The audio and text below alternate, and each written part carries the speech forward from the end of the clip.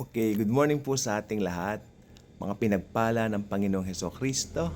So right now, December 10, 2025, alam naman po natin, approaching na ang birthday ng Panginoong Jesus. And right now po, araw po ng Miyerkules, ng Wednesday, no? And the Lord is so good, no? Lagi siyang good, lagi siyang mapagpala po sa ating lahat. Okay? So right now po, turn with me sa aklat po ng 2 Thessalonians. Basahin po natin. Umpisahan natin muna sa chapter 1 hanggang chapter 5 po muna tayo, no? Kasi po, minsan nagdudulot po ito ng kalituhan sa ilan, no? Tingnan po natin.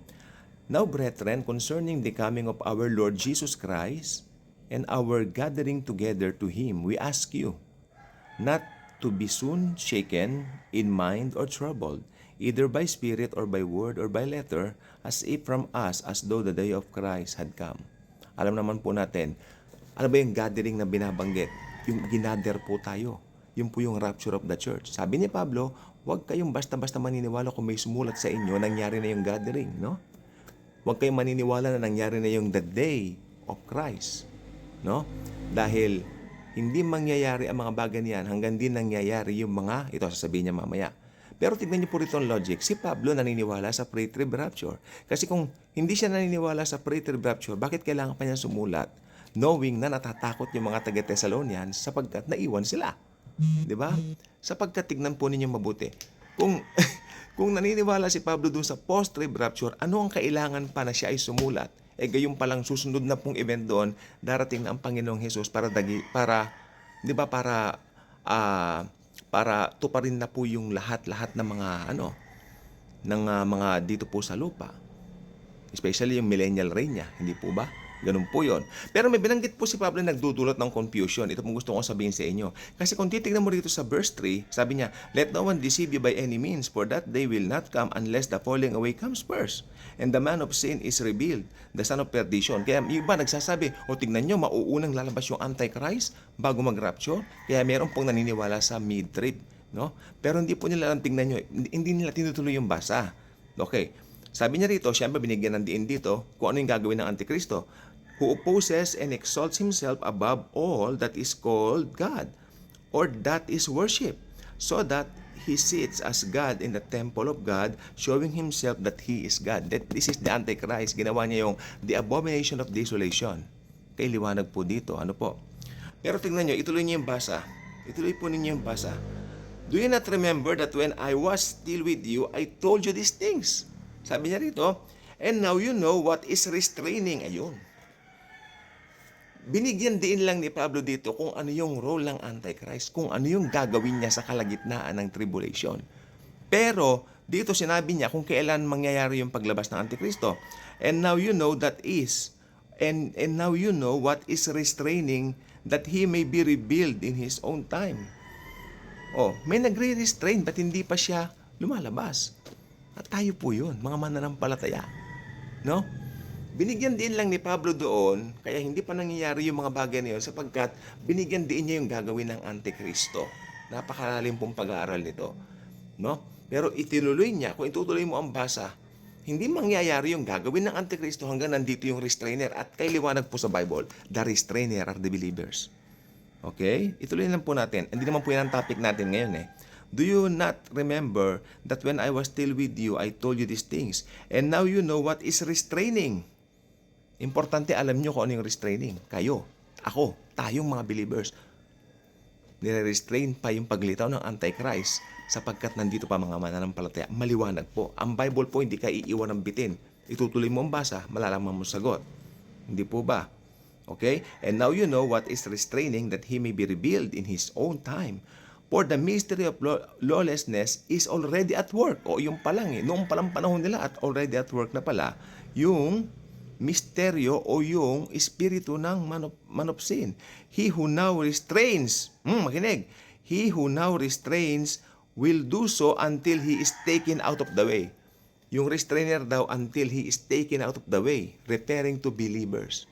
Bakit sinabi pong he dito? Sapagkat he, yung Holy Spirit po yun. Ang Holy Spirit po, ibig sabihin, tatanggalin ng Holy Spirit ang mga believer niya. Dito, para malantad na Antichrist. Okay? The restrainer. Binanggit lang po kasi nire-represent po ng Holy Spirit lahat ng believers. Kaya He. At tayo naman po nire-represent natin ng Holy Spirit. Inseparable nga po yan eh. Kaya nga po binanggit dito ang salitang He, referring to the Holy Spirit. Pero ibig sabihin, siyempre, pag nag-rapture ba, ibig sabihin, ang Holy Spirit wala na rito? No. Hindi po yun ang ibig sabihin. Malalim po ang Biblia. Ang ibig lang sabihin nun, tinanggal na yung mga mananampalataya na sinelyuhan ng banal na Espiritu. When you read the Bible, napakalalim po niyan. Ako po, aralin natin mabuti, paano tayo maliligaw? Ano po? So, tingnan po natin mabuti rito. O yan. Sabi dito, and now you know what is restraining, that He may be revealed in His own time. For the mystery of lawlessness is already at work. Noon pa man eh. Only He who now restrains will do so until He is taken out of the way. Oh, ito na po. Basahin na po natin siya ng mabilis. And then the lawless one will be revealed. Doon pa lang pala pag natanggal na yung restrainer. O yung iba babasa hanggang dito lang sa verse 3. Sasabihin na, o tignan mo, hindi mangyayari yan hanggang hindi mauuna yung No. Binigyan din lang po ni Paul yung trabaho o yung gagawin ng Antikristo. Amen po ba? Kaya kung nag-aral po tayo ng Bible, kasi sa Bible school po kami, nag-aral kami dyan, talaga naman po nagsunog ng kilay din ng konti lang naman, hindi naman masyado. Kasi nag-enjoy naman po kami doon. Daming pagkain, mayaman po yung yung pastor i-shape doon. Marami siyang pagkain na talagang pinapabili. Busog ka na sa siyan mo, busog ka pa spiritually, busog ka higit sa lahat sa kaalaman. No, talagang unti-unting pinaliwanag po yan. Hindi siya basta-basta. Ganyan po nag-aaral ng Bible. Kaya wag kang babasa na hanggang dito lang. Pababayaan mo yan. Yari ka. Kaya dumadami ang kulto dahil gano'n ang gawain. No? Pick up. I will pick this. I don't like that. Ito lang. Yari ka. Amen naman yung mga hindi nagbabasa. Patay kayo. Lagot kayo. Sabi niya, and then, paano? For the mystery of lawlessness is already at work. Only he who now restrains will do so until he is taken out of the way. And then the lawless one will be revealed, whom the Lord will consume with the breath of his mouth. Ito ba sa katapusan ng kasamaan ng Antikristo? I-destroy siya ng Lord Jesus. Kaya napakaganda dito pa lang po pinakita ng victory ng Panginoon, no? Sabi niya, the Lord will consume with the breath of his mouth and destroy with the brightness of his coming. That's the second coming. Doon ang second coming. Kaya kaliwanag po. Kaya dapat aralin natin. No? Magkasunod pala. Upon the destroying of the Antichrist, that's it. Di ba? Pag na-destroy na yung Antichrist, that's it. Millennial Kingdom na po yun. Amen po ba? Kaya ang ganda. Very exciting po talaga ang end times. Especially when you read this na talagang alam mo the day is approaching. Yung mga nakikita nating senyales na yan, senyales po yan ng second coming. That is not the sign of the rapture. Walang senyales ang rapture. Tandaan natin yan. Walang signs ang rapture. Okay? Wala pong signs ang rapture. Pero ito po sasabihin ko, kung malapit na mag-second coming, mas malapit nang mag-rapture sapagkat mauuna ang rapture, no? Kumpara sa second coming. Basahin natin.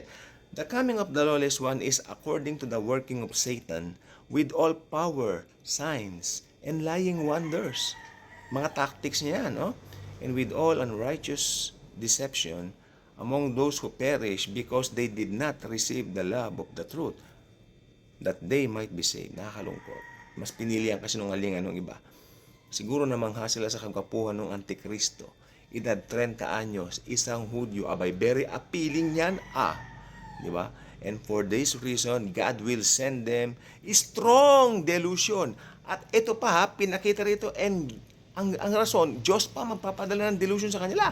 O sa Bible yan, and for this reason, God will send them strong delusion that they should believe the lie, that they all may be condemned who did not believe the truth, but had pleasure in unrighteousness. Yan pong gusto ko sabihin. Butan tayo ng oras. Thank you po sa panonood niyo. At least sabi kong gusto ko sabihin. Maraming salamat mga ka-good vibes. God bless.